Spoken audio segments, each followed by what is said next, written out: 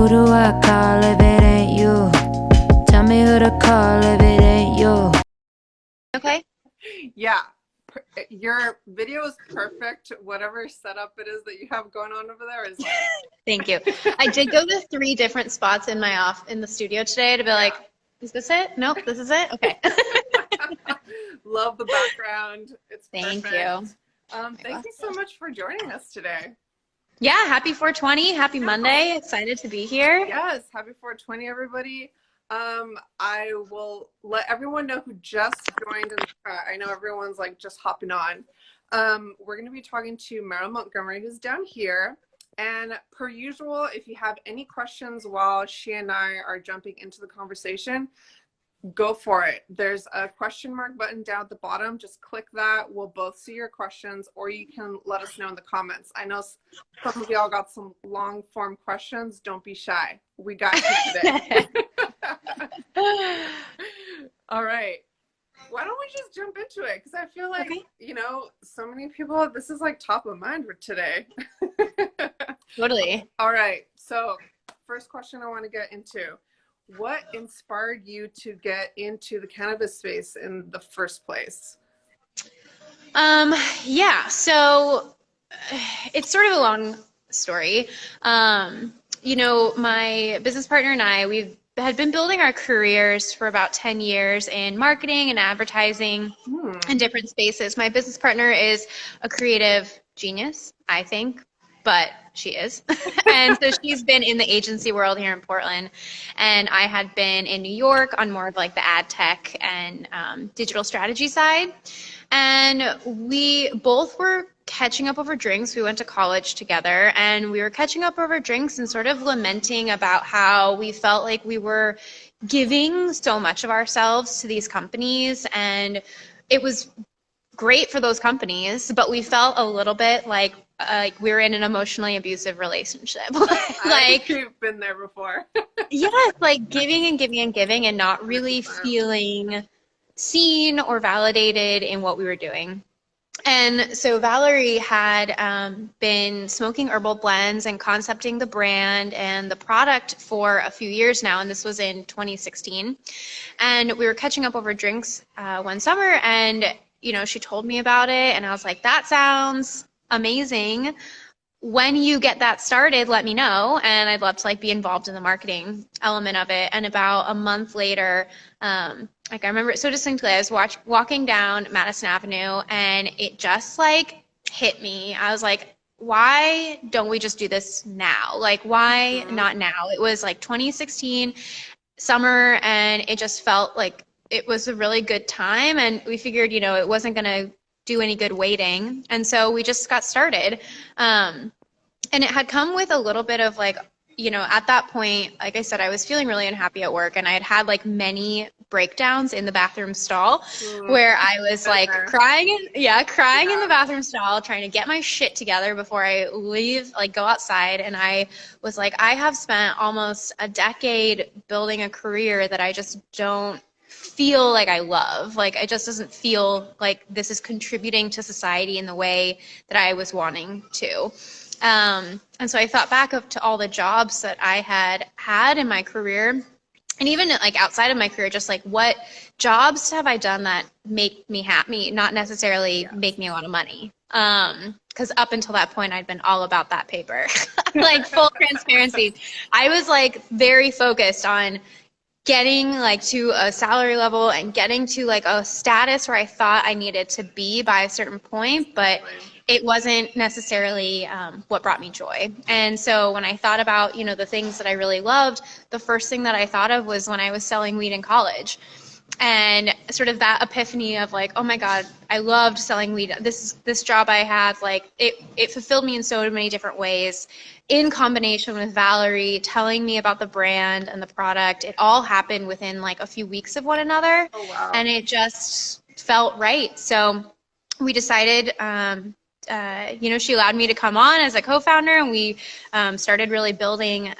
So that was summer of 2016. By October of 2018, we launched our first version of the website, which is where you could buy just like a collection of smoking accessories. It was really our way to just start having conversations with people around cannabis and around the industry. And actually on 4/20 of 2018, so exactly 2 years ago today, we launched our first product, which was our herbal blends. Wow, congratulations. Yeah. Thank you. Yeah, it was exciting. So yeah, we sort of started with small steps, and then those small steps turned into big steps, and those big steps have led us here. That's so incredible. I love that. I think it really resonates with me, and I think with a lot of other women that have been on this series, where we come to a point where we're like, you know, working in an industry, but not really feeling connected to the work that we're doing. Yeah. Sort of this like weird disassociation between like, okay, well, I'm working really, really hard for something, like you said, you know, making bank, but I'm not happy. And I really do encourage everybody that's listening to this is like, you know, even if you are not interested in the cannabis space, something that's good to learn from everyone that's on here is like, it is possible to find that balance of those two things. Like you should be happy doing what you're doing. I love that. Totally. Well, and even if that happiness is that salary and is being able to like being comfortable and being like, okay, I'm in a Monday through Friday, 9 to 5. And like, I have this great salary, which supports my life and my weekends. And that's really what I'm like living for. Even if that, I recognize that is, and that's where I was trying to really cram myself into that. I was trying to be that when I've known my whole life I've never been that. Yeah. And that's totally fine. It could have just been like a season in your life, you know, where you wanted to go in that direction. And it's totally fine to change it up. Yeah. I think I was just wanting financial security. And I don't feel guilty about that. You know, I think that was something that I had really needed to prove to myself that I could do. And then when I got sort of in the space where I could get out of that survival mode and into a more like forward thinking mode of like, okay, is this really how I want to be spending the rest of my days? Then it very quickly became, it is not. Yeah. No, it makes so much sense. I think it's really interesting to hear that you have a marketing background and that your other co-founder is more of a creative because and that kind of like bleeds into my next question, which is you guys have such a strong brand. Like as soon as I see the visuals, I know your vibe, I know what you're about. What was the process that you guys had together, or maybe just like the process your co-founder had in order to get to that place? Because I feel like even if any of you go and check out their Instagram account for the first time, it's like, I just want to live in there. That's how I felt about your Instagram. I was like, I'm vibing with this. This is great. It's a vibe. Well, thank you so much.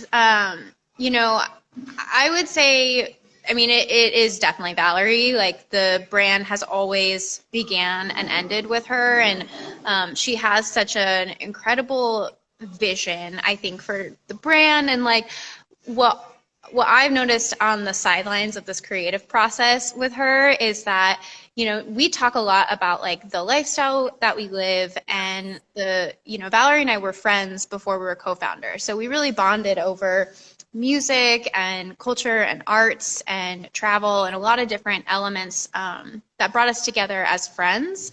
But she has this incredible way of taking those sort of emotional connections and those cultural things that we share and reflecting them in a brand vision that is a back and forth. You know, we talk a lot about like what we're trying to communicate, and then she just has this way of putting it out there in such a beautiful way. I think it's that artist in her.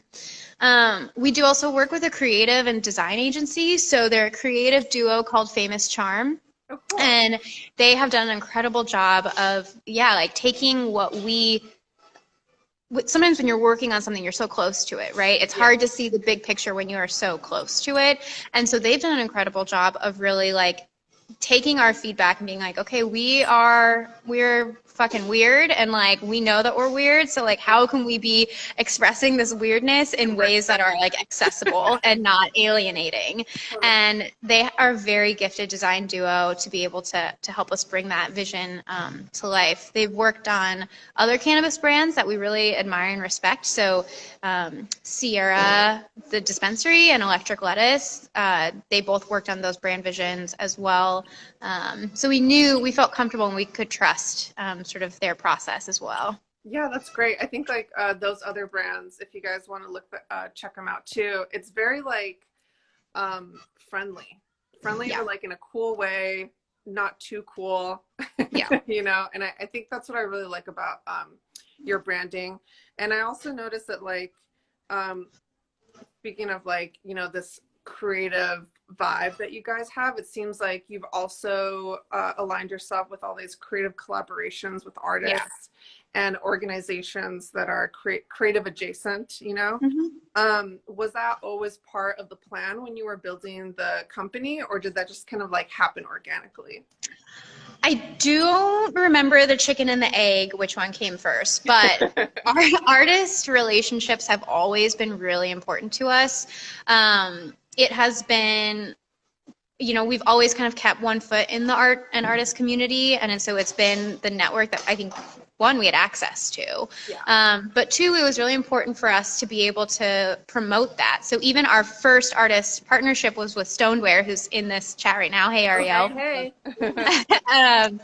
And yeah, being able to work with other artists, especially women artists in the space, was something that we saw as an opportunity to introduce ourselves to the world with sort of these different collaborations, and to find our audience and to find the people that we could connect to as well. I mean, Valerie is the artist and I am the art lover. And like, so although I cannot make art, I just have such like a fangirl element to it. And yeah, I think those artist collaborations are really what has helped us get some great traction. So even from the Stoneware partnership, we like slipped right into a partnership with Portugal the Man here in Portland, and did a custom collaboration with them. And it has kind of led to other opportunities to be able to work with these really incredible artists, both in Portland and elsewhere. Yeah, I like that your brand respects the culture around, you know, the consumption of cannabis. It's very dialed down. It's not just kind of like when I look at Barbari, I don't see it as like us just smoking on a whim. It's about like being really inspired and getting in front of your artwork and using this time to just like consume, but also like enrich your body and your mind. Oh, I love that you catch that. Thank you. Yeah. And again, it goes back to what you're communicating with your visuals, and I think that that's such a really cool thing. And I also it also makes me wonder, like, I wonder if it's because they're women and they're like way more in touch with this stuff. Well, I mean, I think I don't know. I think it ties to, you know, when Valerie and I were getting drinks over that summer, and that was a really important night for us, which we didn't know. But one of the things that came up was how there really wasn't anyone speaking to this element of professionals that consumed. Yes. And whether you were a professional at work or an artist or anything, it comes back to using cannabis intentionally and using it as a tool and as a sort of an element of ourselves, but not our whole entire being. It does not consume our whole lives. Like, if I were to describe myself, cannabis user is not the first or even fifth thing that I would think of to describe myself. So why would that be reflected in our brand? And Valerie really, I think, reinforces that as well, and was able to really bring that to the brand in a way that clearly resonates, which is exciting. Yeah. No, it's awesome. All right, I have a couple of questions, and also you guys feel free to ask questions below in the comments, or just click the little question mark button. These are just some that we collected last night. What are tips for women that are looking to get into the cannabis space? Yeah. Gosh, I mean, I think it starts, I can't give tips. I can tell what I did. And my approach tends to be, I am very much an all or nothing type of person. It's hard for me to really straddle two different sides. So even like with the career, I was able to get some savings put aside so where I could quit my job and focus entirely on Barbari with some other consulting stuff on the side. But when I started that, you know, I moved back to Portland. I left New York and I moved back to Portland because this is where there's a cannabis culture really blooming, specifically around women and artists and cannabis. So like Broccoli Magazine is a really good example. Ladies of Paradise, they're here. They're all of this like cannabis creative and women, and I knew I wanted to be in that. And so I just jumped in. I reached out to Broccoli and I was like, let's be friends. And I started working with Broccoli Magazine on their partnerships team. I just started getting as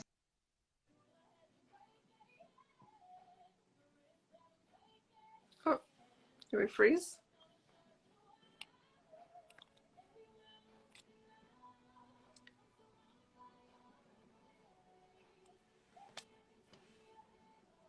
I think we lost her for a second. Let me try to get her back in.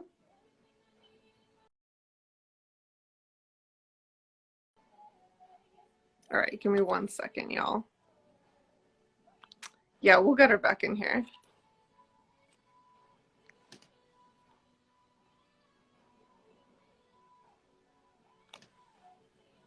Meryl! That's right, peeps. It's the IG Live vibe. This is the real deal.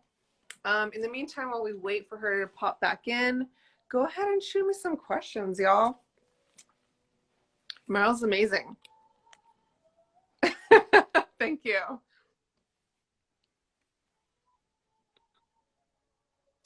All right, let's see.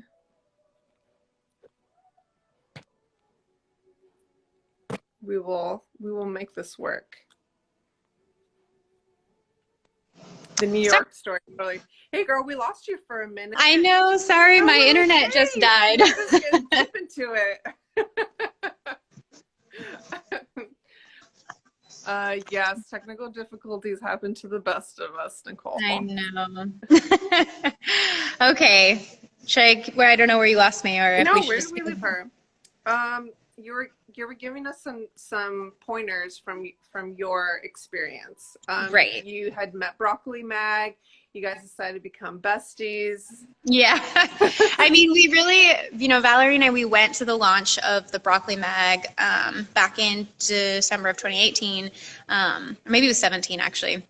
And it was like we walked into the Sarah dispensary and it was a whole building filled with women in cannabis. And all these women were so like, they just were like, God, and I don't want to say cool because I have like a repulsion against cool, but it's like they just it felt there was an energy in the room that was so palpable, Yeah, and it felt so amazing. And it was in that moment where I really knew that I had found like my people and like my tribe that I knew that I wanted to be involved with. And so once I got that, it was like I'd had a little, and then I was like hardcore addicted to this like cannabis, this like femme cannabis culture. Yeah.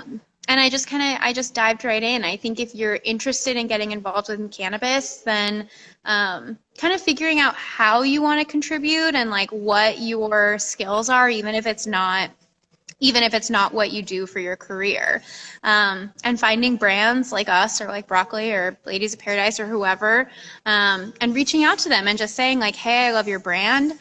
I love what you guys are doing, and see what they need and how they might be able, or how you might be able to help kind of contribute to their vision. That's a great idea. You have such a marketing mind. I love it. I do. Yeah. We all need a little piece of that, especially creatives, because it's like we know our intention and what we're doing, but sometimes when it comes to building those like client creative relationships, that's kind of like where we really need to work hard at. But everything that you're saying really resonates with me, and I'm sure resonates with a lot of people here in the chat. So what do you think are your core values as a person, and do they relate to the business that you're building? Because I think what a lot of women are discovering is that the industry or the business that they tend to become obsessed with and like in love with really align with who they are as their own person. So I'm just wondering if you find that within yourself too. Yeah, I mean, I was raised very much with the which is leave a place cleaner than when you arrived. Love. And so I think that is, you know, my personal value, and I think why it was so important for me to leave my ad tech industry and enter this space, because this is where I saw the most opportunity to contribute to society in a way that I thought would be really meaningful. Yes. And have an impact. And then in terms of the business, you know, I think our business mission is for people to encourage people to really embrace what is defined as indecent. So if you look up the meaning of the word indecent, it is by essentially breaking standard norms and by breaking the traditions of what is accepted in society. And we hope that our brand encourages people to think about what is not accepted in society and why is it not accepted into society, and who is setting those expectations, and to really lean into that. And that ultimately does feed into like, how are you contributing to society? Like, are you falling into these sort of traditional tracks, which is, if that's what makes you happy, then great. But are you left outside of those tracks, and is the system not really benefiting you?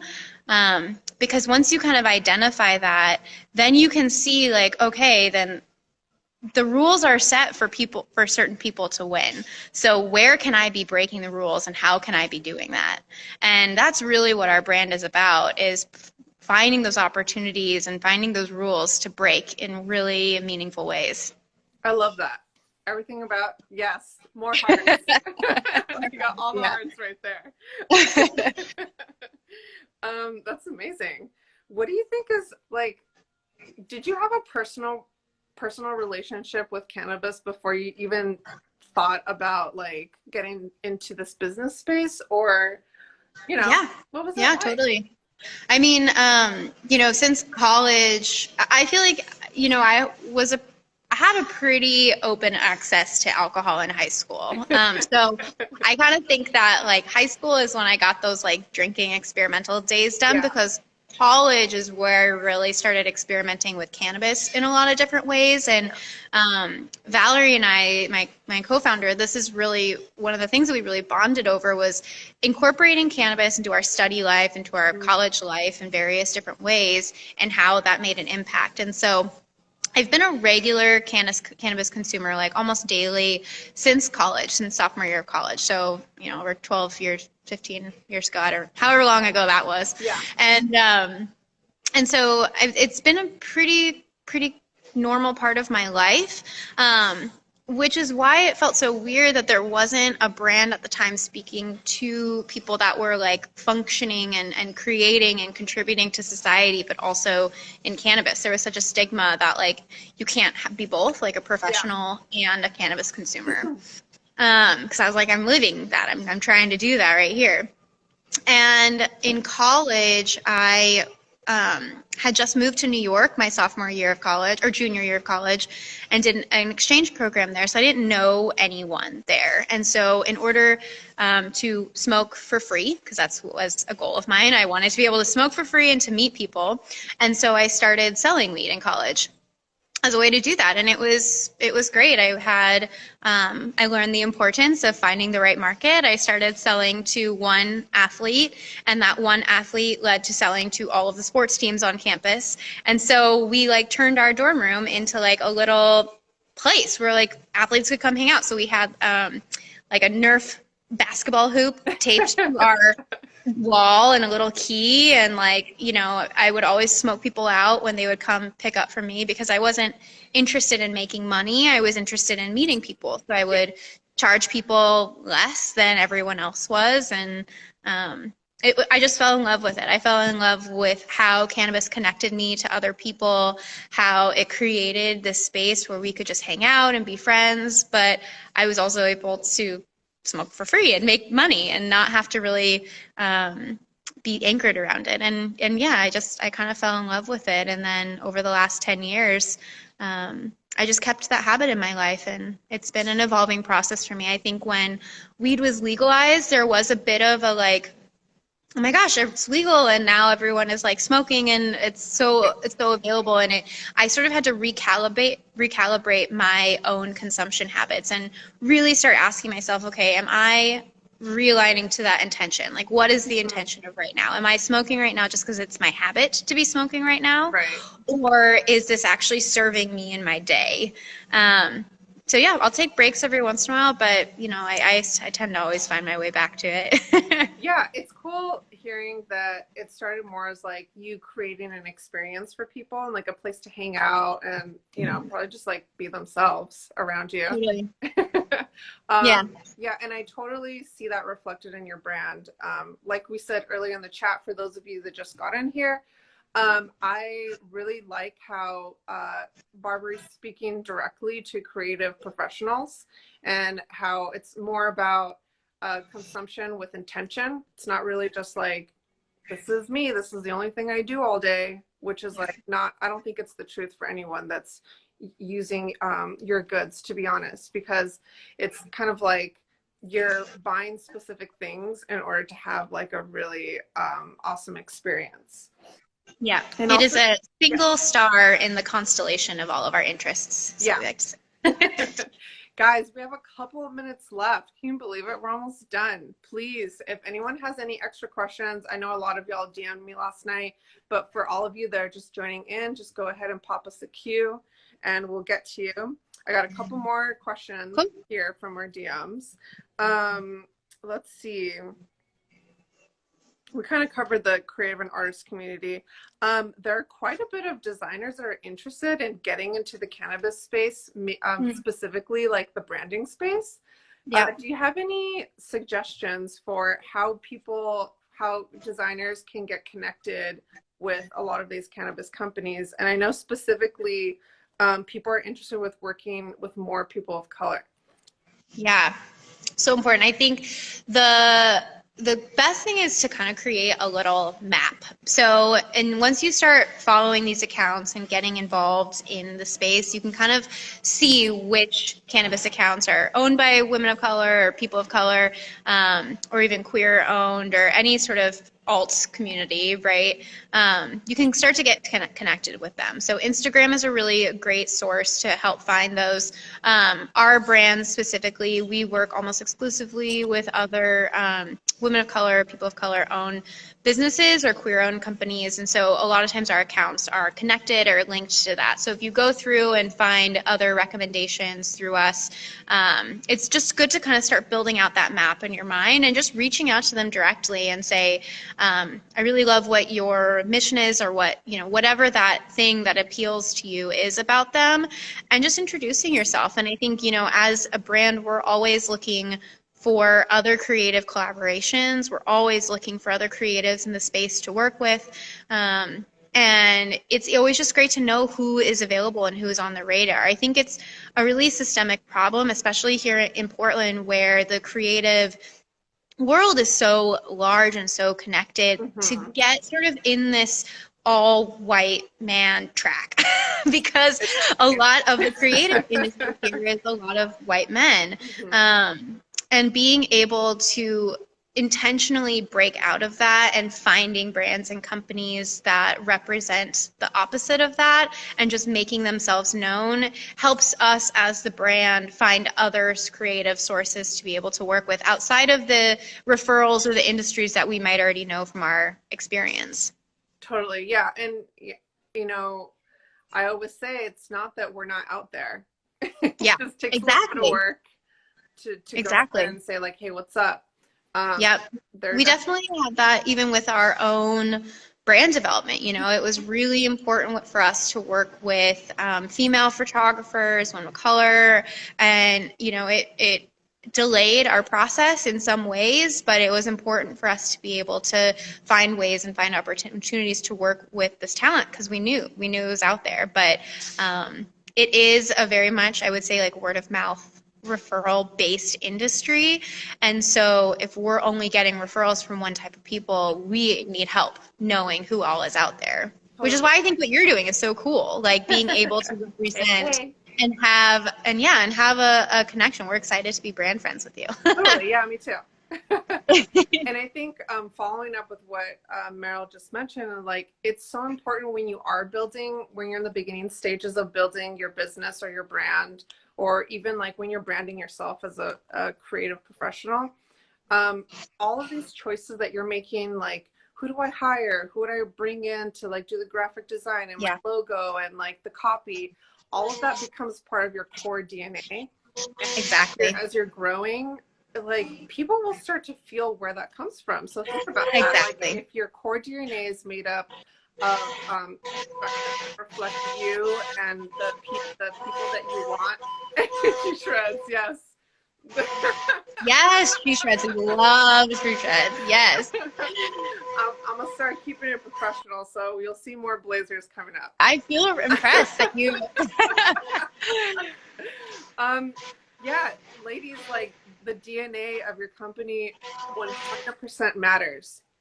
You are already the beginning of that, but everyone else that you bring in, that you hire, that you bring in to develop the creative content for you, it's gonna make such a big difference.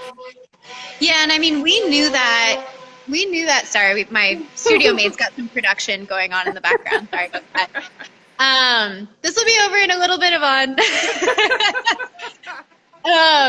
So yeah, we knew going into it that it was going to be important, that it's harder to undo or to rectify, but you might as well just get it right from the beginning. And so we've taken that into account from everything we do, and not only the content that we create and who we create it for, but even in terms of our fundraising rounds and who sits on our board and who our investors are, is an incredibly diverse group of people that understand how important it is to make decisions like this at the beginning, and that really align with our vision. Finding good partners at every point in the process is important because it has to all be connected. It has to be. Well, we really appreciate all the work that you're doing and for giving us such a beautiful brand in the community to be a part of. Thank you so much, Meryl, for joining us Thank you. today. This has been fun. It was so nice chatting with you, and happy 420. I hope you get some cool moments to celebrate later. Yes, everyone, just like, you know, especially during these times, like have a chill moment for yourself. Like we've been telling you, you are worth 5 minutes to just be alone, do your thing, get into your thoughts, and just like enjoy who you are and everything about you. Wrote some notes down. All right, good. Yes. I'm glad everyone took notes. Awesome. I took a lot of notes. All right, Meryl, thank you so much.